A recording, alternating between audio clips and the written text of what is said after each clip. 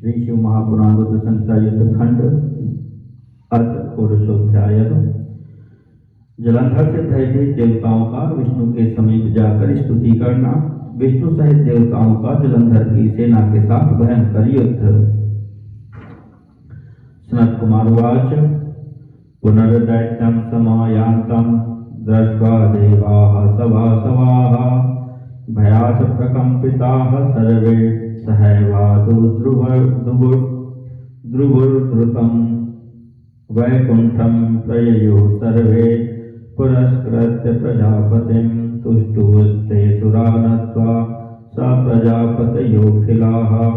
सनत कुमार बोले, इंद्रादि सहित सभी देवता उस दैत्य को पुनः आता हुआ देखकर भय से कांप उठे और शीघ्र ही एक साथ भाग गए। प्रजापति को आगे कर वे सब वैकुंठ में गए और फिर प्रजापति सहित सभी देवता प्रणाम कर विष्णु की स्तुति करने लगे।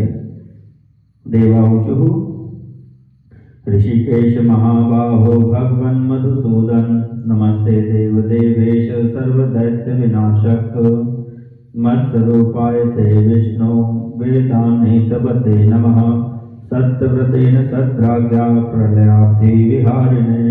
देवता बोले, हे ऋषिकेश, हे महाबाहो, हे भगवन, हे मधुसूदन, हे देवदेवेश, हे सर्वदैत्य विनाशक, आपको नमस्कार है।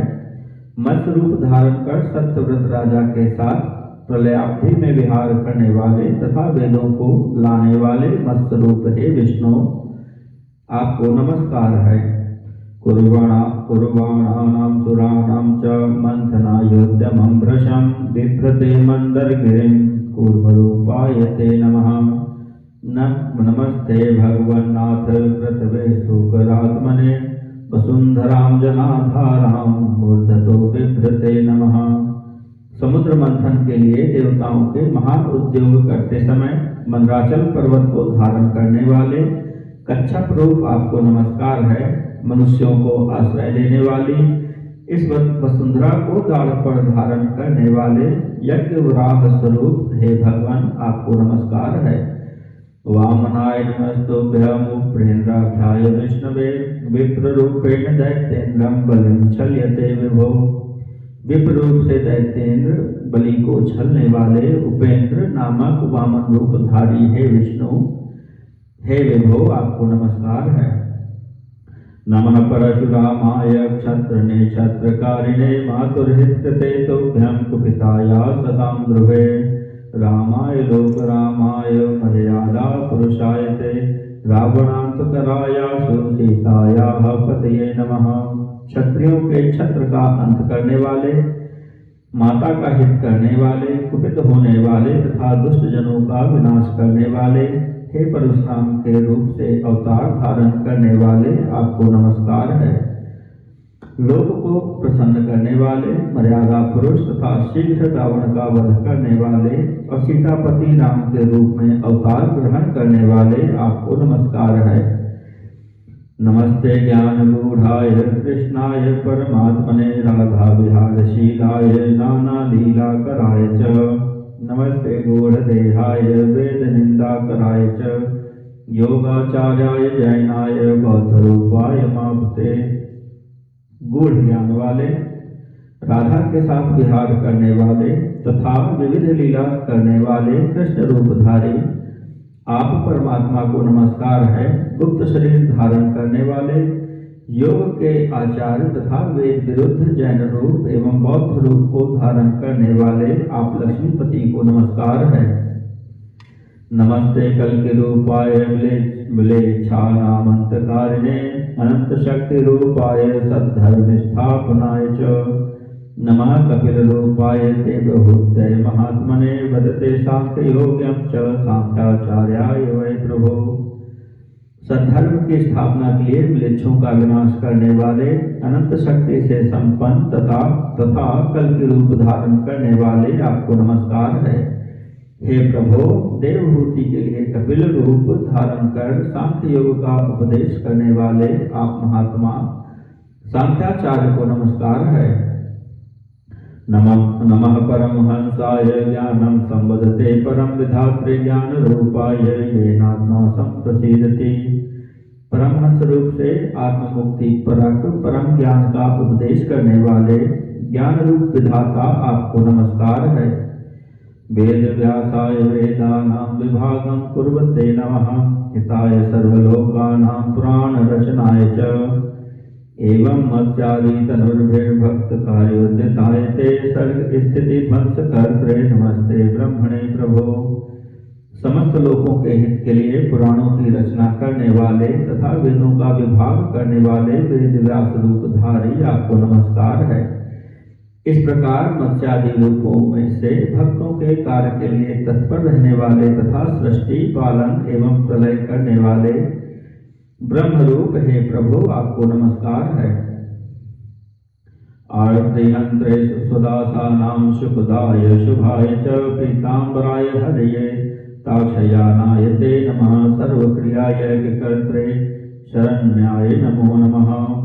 आप अपने दासों के दुखों को दूर करने वाले सुखद शुभ स्वरूप गरुड़ पर सवारी करने वाले पीतांबरधारी आप विष्णु को नमस्कार है। सभी क्रियाओं के एकमात्र कर्ता तथा शरणागत रक्षक आपको बार बार नमस्कार है। दैत्य संतापिता मर्त्य दुखादि ध्वंस वज्रक शेष तल्पशयायार्क चंद्र नेत्राय ते नमः। दैत्यों के द्वारा संतप्त देवताओं के दुख का नाश करने वाले हे वज्र स्वरूप शेष रूपी शैया पर शयन करने वाले तथा सूर्य चंद्र नेत्र वाले आपको नमस्कार है। कृपा सिंधो रमानाथ पाहि नः शरणागतान् जलंधरेण देवाश्च स्वर्गात् सर्वे निराकृताः। सूर्यो निस्तारितः स्थानात् चन्द्रो वह्निस्तथैव च पातालानागराजश्च धर्मराजो निराकृतः। हे कृपा सागर हे रमानाथ हम शरणागतों की रक्षा कीजिए। जलंधर ने सभी देवताओं को स्वर्ग से निकाल दिया है। उसने सूर्य चंद्रमा तथा अग्नि को अपने स्थान से हटा दिया है तथा पाताल से नागराज को धर्मराज को भी निकाल दिया है।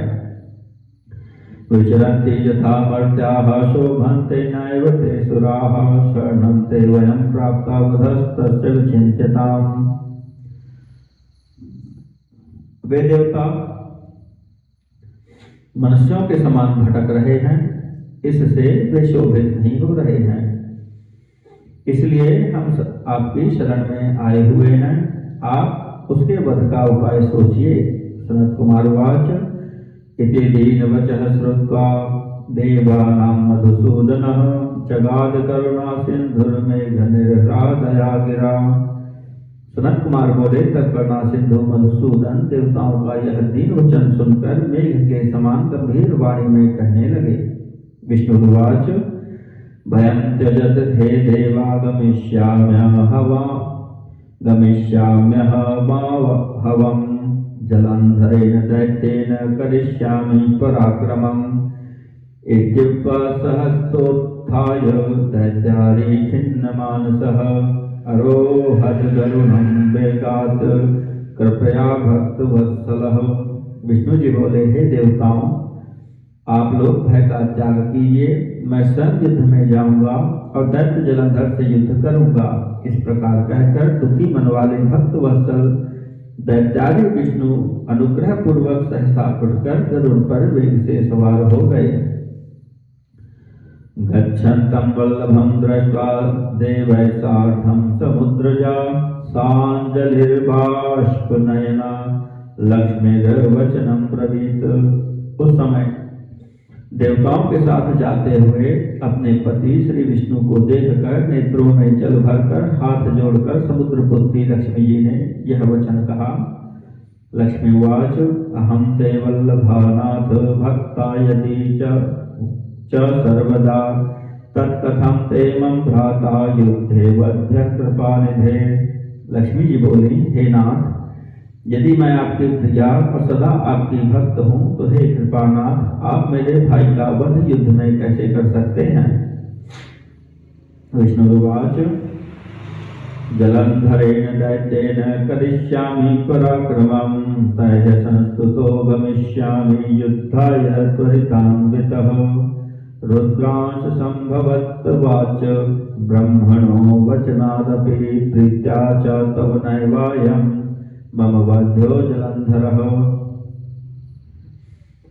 विष्णु जी बोले, मैं उस जलंधर के साथ अपना पराक्रम करूंगा।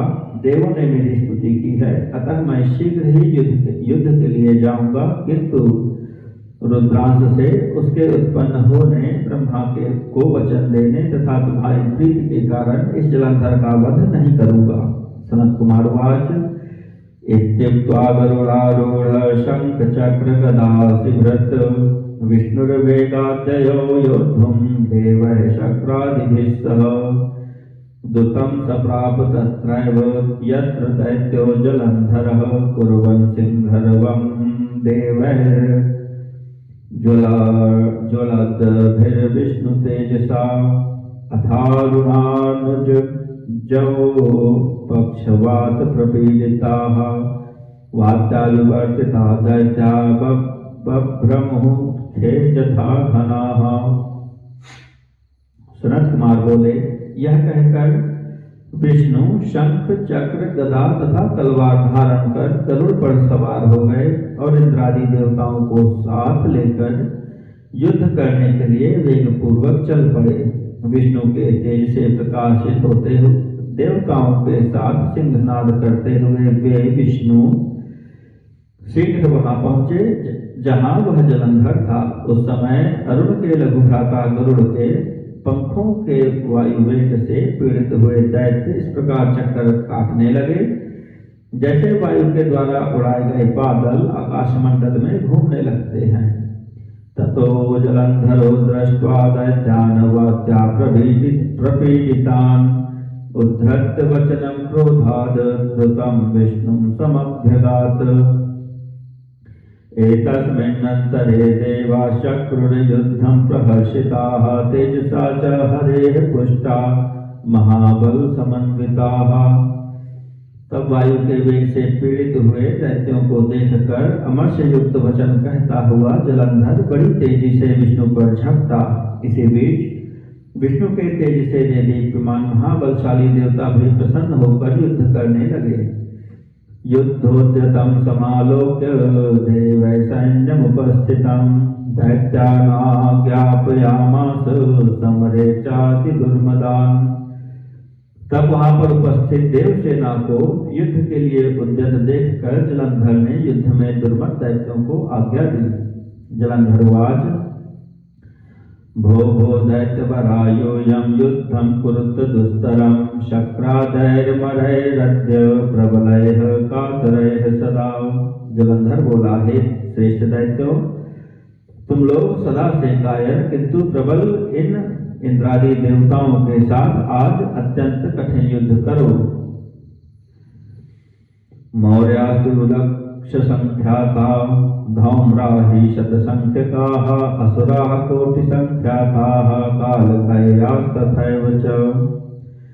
कालकानां द्यौर्हृदानां कंकानां लक्षसंख्यया अन्येऽपि स्वबलैर्युक्ता विनिर्यान्तु ममाज्ञया। सर्वे सज्जा विनिर्यात बहुसेनाभिसंयुताः नानाशस्त्रास्त्रसंयुक्ता निर्भयागत संशयाः। भो भो शुम्भ निशुम्भौ च देवान् समरकातरान् क्षणेन सुमहावीरो तुच्छान्नाशयतं युवाम्। 1 लाख संख्या वाले मौर्य, 100 संख्या वाले धौम्र, करोड़ों की संख्या वाले कालकेय, 1 लाख की संख्या वाले कालक दौरहृद तथा कंक नामक असुर तथा अन्य असुर भी मेरी आज्ञा से अपनी अपनी सेनाओं के साथ निकले। सभी लोग सज्जित होकर विशाल सेनाओं से युक्त हो अनेक प्रकार के अस्त्र शस्त्र धारण किए हुए निर्भय एवं संशय रहित होकर निकल पड़े। हे शुंभ एवं निशुंभ, महाबलवान तुम दोनों क्षण मात्र में युद्ध करने में कायर तथा तुच्छ देवताओं का विनाश कर दो। सनत कुमार वाच दैत्या जलंधरा ज्ञप्ता इत्थं युद्ध विशारदाः युयुधुस्ते सुराः सर्वे चतुरंग बलान्विताः। सनत कुमार बोले, जब जलंधर ने इस प्रकार दैत्यों को आज्ञा दी, तब युद्ध विशारद वे समस्त असुर अपनी चतुरंगणी सेना लेकर युद्ध करने लगे। गदाभिस्तीक्ष्ण बाणैश्च शूलपट्टिशतोमरैः केचित् परशूलैश्च निजघ्नुस्ते परस्परम्। वे गदा, तीक्ष्ण बाण, शूल, पट्टिश, तोमर, परशु एवं शूलादि अस्त्रों से एक दूसरे पर प्रहार करने लगे। नानायुधैः परैस्तत्र निजघ्नुस्ते बलान्विताः देवास्तथा महावीरा ऋषिकेश बलान्विताः। युयुधोस्तीक्ष्ण बाणाश्च क्षिपन्तः सिंहभद्रवाः केचिद् बाणैः सुतीक्ष्णैश्च केचिन् मुसलतोमरैः केचिद् परशूलैश्च निजघ्नुस्ते परस्परम्। इत्थं सुराणां दैत्यानां संग्रामः सम्भून्महान् अत्युल्बणो मुनीनां हि सिद्धानां भयकारकः। विष्णु के बल से युक्त वे महाबलवान देवगण सेनाओं को साथ लेकर अनेक प्रकार के श्रेष्ठ आयुधों से प्रहार करने लगे। वे सिंह के समान गर्जन करते हुए तथा बाणों को छोड़ते हुए युद्ध कर रहे थे। कोई तीक्ष्ण बाणों से, कोई मूसलों और तोमरों से तथा कोई परशु एवं त्रिशूल से एक दूसरे पर प्रहार कर रहे थे। इस प्रकार देवदानवों में महाभयंकर संग्राम छिड़ गया, जो मुनियों तथा सिद्धों में भय उत्पन्न करने वाला था। इति श्री शिव महापुराणे द्वितीयायां रुद्र संहितायां पंचमे युद्धखंडे जलंधर वधोपाख्याने देवयुद्ध वर्णनम नाम षोडशोऽध्यायः।